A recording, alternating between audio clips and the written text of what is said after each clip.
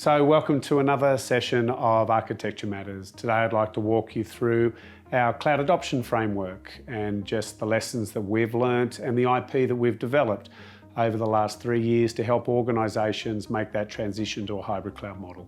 So today I'm just going to whiteboard for you our adoption framework that really has two main components that most organisations are focused on at the moment. The first one is the investment cycle. So there's no doubt that cloud is challenging the operating models that we are implementing on a day-to-day basis. This cannot be done simply by moving to cloud without a plan. There is definitely an investment phase that needs to be undertaken, but this is often countered by what most organisations are struggling with, which is the skills curve that goes from what we understand today and have obviously perfected in operating a lot of the things that we do in a traditional data center to the net new skills that are required as we transition to a much more on-demand or agile model. So with the investment, there is definitely a crossover point between when I am fully in cloud and I'm now gaining the benefits of the investments that I've made, but also a transition point between the build phase and then the adoption phase to where my skill sets are now relevant within the market. Now, what we often talk about as part of this model is command and control. I guess the counterpoint to command and control is a much more agile framework that we work under Cloud Center of Excellence.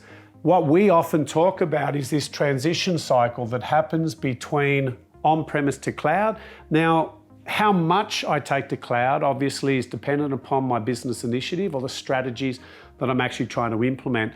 But because this simple thing looks like a fish, we often talk about swallowing the fish. For most organisations though, this is a minimum 18-month journey. So we can do tactical initiatives in cloud, but if we want to truly transform the way in which we engage and operate in cloud, there are a lot of skill sets that we need to learn. There's a lot of new business practices that need to be implemented. So what we've done as a company is developed this framework that first starts with the strategy. Now, strategy is not about a cloud strategy, it's an organisational strategy, because the thing that we cannot possibly do is try and isolate IT from the business proper. Strategy is something that IT must look at, must align with, and then execute on behalf of the business. So on the left-hand side of the line down the middle is very much around the preparation or what we need to do to assess business risk and transition to cloud in a very well-governed way. The very first thing we do as the touch point is to align to that strategy. Now, the alignment of that strategy for anyone is critical because, as I've always said, strategy drives structure. And as we start to look at the aging operating models that we have in place today and we evolve to a much more innovative and agile one, we truly do need to understand what it was that you were moving to cloud for. So we're working with customers at the moment, has the strategic intent to increase the agility of their organisation, transition away from a capital to a more operational position, which is much more conducive to a CFO because they have much more granularity and visibility of kind of spend from the IT perspective. But one of the big initiatives that we understand when we're looking at cloud and understand the alignment is this: as we plan and build into the cloud model, we truly do need to understand that structure because it helps us understand how we're going to build out your subscription models, how we're going to build out your organisational framework in Azure, and then apply all the security parameters and identity frameworks to assist you in a baseline position. But we also need to understand your intent. So as I said, many organisations are looking to move to cloud. We talk about migration, we talk about modernisation, and we talk about innovation. Three discrete, intents, I guess, to be aligned against the R's of rehost, replatform, and rebuild. So the intent defines for us then what is your digital estate. And if we understand your digital estate, then we can then plan for this transition. Now, what the plan phase is looking to do is assess business risk. If we keep this in a much more granular or agile model, we're allowed to assess, or we're enabled to assess, business risk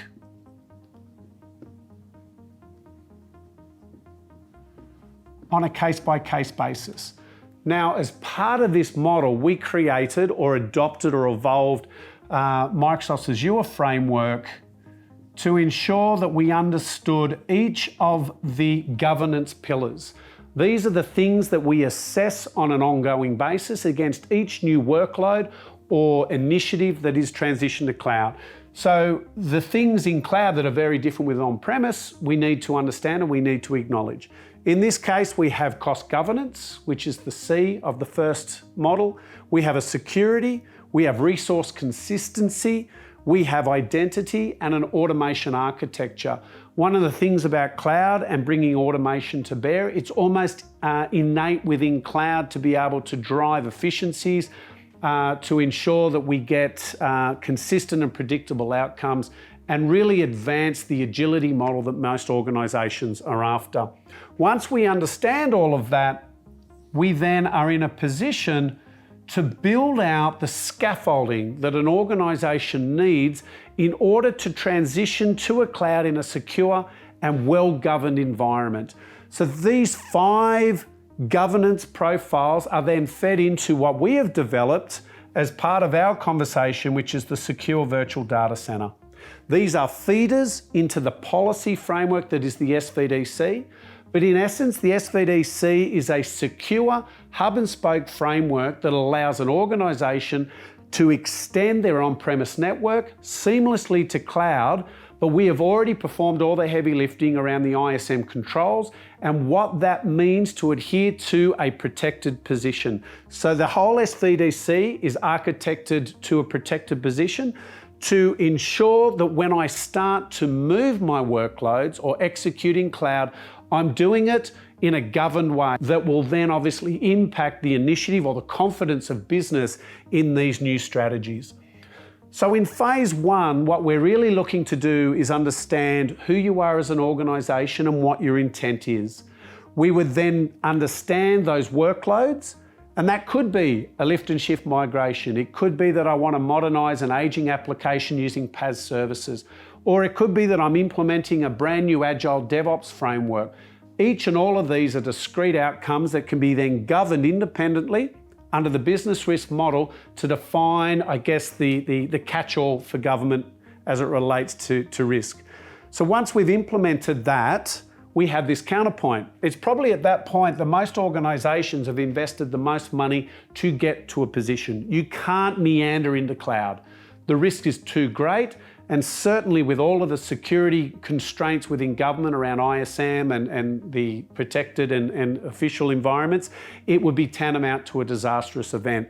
So this gives you that simple position, but also understanding at this point that from an operational point of view, you're probably struggling with all of the new operational requirements, of which we have identified 6 key functions that now needed to be performed by your operational team to ensure continuity and consistency in this environment.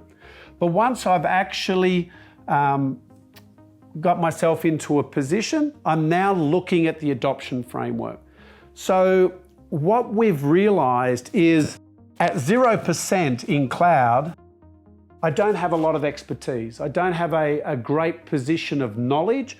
So what we have done as a business is really created 2 strategies from both sides of the same coin. There's the cloud adoption architecture, which are virtual teams that have discrete skills in the line of business against the adoption frameworks that we were talking about. They could be DevOps engineers, infrastructure as code, they could be database administrators, or simply, infrastructure teams looking after virtual machines.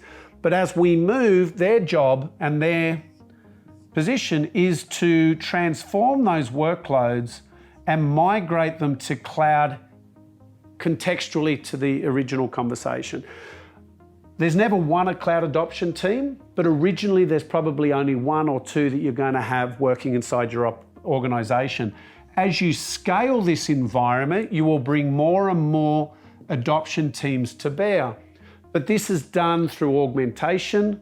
This is done through skills transfer. So as you get the skills relevant to what you need to do as an organisation, you can start cross-pollinating these resources into new cloud adoption teams to make sure that you're bridging this skills gap as quickly as possible. Again, either through augmentation skills that Infront bring to bear, or cross-pollinating those skills you've developed through that initial exercise.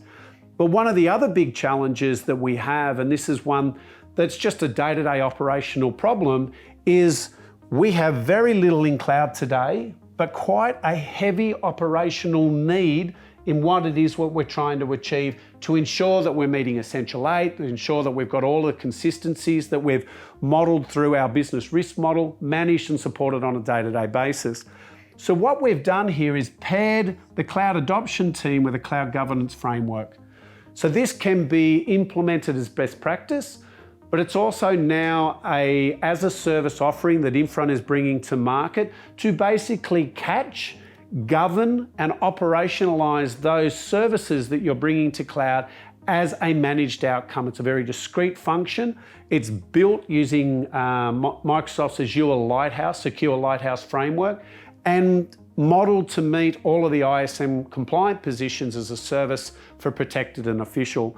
But the cloud governance body are responsible to understanding, again, against 5 discrete pillars of how to operationalize those against the inventory of services that I have, the SLAs or business criticality of those functions, and then all of the data protection requirements that are needed to model, support, and protect your natural position to cloud.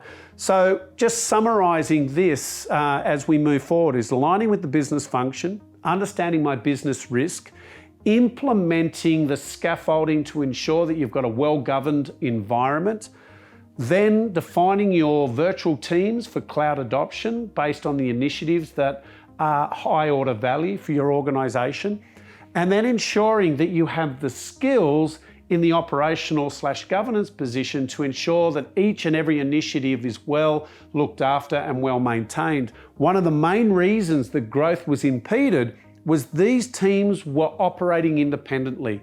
They were excitable little projects, maybe skunk works that were being spun up, but on execution or movement into production, the operational and governance teams, so the original, the BAU staff, were completely ignorant of what process was happening, and therefore were ill prepared to accept and push back and said, we will not accept another workload because we don't have the skills or the confidence to meet the business outcomes from all of the security requirements. So this is now a very well-formed function that ultimately provides organizations that transitional confidence and capability. But don't forget, just because I've adopted and I'm now running in a well-governed operational state, that my job is over. Because this is a process, if you want to call it an agile process, that for each service that I bring through to the cloud, I have to start back from the exact same position in a repeat function and ensure that I have a well-defined process that brings every single new service through the gates that we've just described to make sure that the governance teams are well informed and have all of the necessary functions implemented. The adoption teams are skilled and are growing those skills as they move workload by workload to cloud, but they're doing it all underpinned by a security and a governance framework that meets the stringent governance requirements of ISM and federal government improper. So there's an awful lot on display here, but really once you start to understand the strategy all the way through to the process of the repeat at the governance, you can move incrementally to cloud. You can move at the pace with which you need to move. You can do it in a low risk, well-governed manner. And at the end of the day, working with our customers, we've found this to be a much more comprehensive way to identify, streamline, and execute on a cloud position.